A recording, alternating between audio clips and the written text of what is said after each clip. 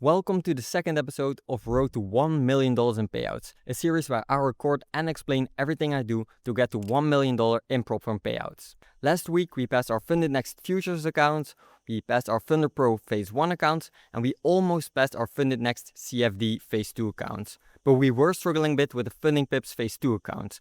Those were down around 4% each. This week, however, we had another great week and we were able to accomplish everything we set out to do and more. So let's dive into it. Firstly, we were able to pass our FunderPro phase 2 with relative ease.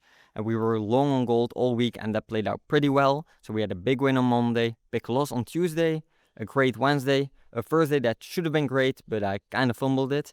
So to explain what happened there, I had been in a gold buy for a couple hours already, and it had been quite alright to say the least. So when we had to leave for dinner at around 8:20 p.m, I decided to just close the trade and be done with it, even though according to my rules, I should have kept the trade. And of course, within 5 minutes of me closing it, we had this massive bullish candle, and within 10 minutes of me closing it, the trade hit TP. And so obviously that's my mistake, should have stuck to my rules better, and things like this shouldn't happen. Luckily we were still able to pass the account on Friday with a very similar setup. We also passed our FundingPips phase 2 accounts, so for those that haven't seen the first episode yet, those were in a bit of drawdown, around 4%, but we were able to catch a great buy on NES for over 200 points, and we did not only recover, but we also passed these accounts in a single trade after struggling with them for over 2 weeks, so that was really nice. We also started 6 FundingPips Pro Plus accounts. Those are doing great, they are up $2,000 each, so that means we need another $500 to pass them.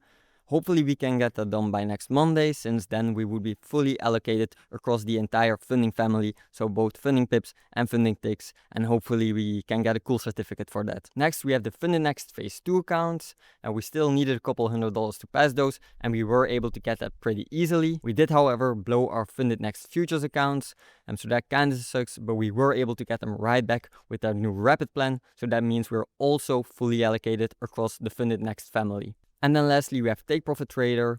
We were able to pass 5 150k accounts, so that's pretty nice as well. I did, however, fail to make any real progress at Apex. I don't really know what it is, but I just got this kind of mental block there. I think it's because everything has been going so slowly there for me, and there's so much things you have to keep in mind outside of trading that I just didn't feel like I had the mental capacity to move forward there this week, but it will be my top priority for next week. I'll also try to get a payout on the TakeProfitTrader accounts. I like to aim for a pretty big payout there, so I most likely won't succeed, but if I do, it will be a nice payday, and if I don't, I still have enough other accounts to cash flow nicely. My biggest cash flow accounts will probably be the newly passed FundedNext futures accounts, so I have 12 of those, and I can request $800 on payouts every 3 days on each, so that's $9,600 every 3 days, and I actually think that's quite achievable. The FunderPro account also seems like a nice cash flow account, and they have daily payouts and pretty low spreads, so I'll just aim for 1% there every single day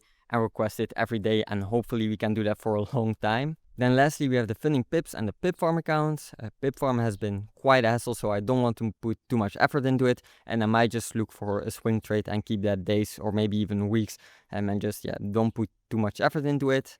The FundingPips accounts, however, I like to aim for pretty big payouts, so between 5 and 10%, and I like to pick the monthly payouts with the 100% split. So I prefer one big payout every month over 2 payouts at an 80% split. And that's about it for this week. Thank you very much for watching. Make sure you watch next week as well, since we will be giving away some accounts, so I'll see you then.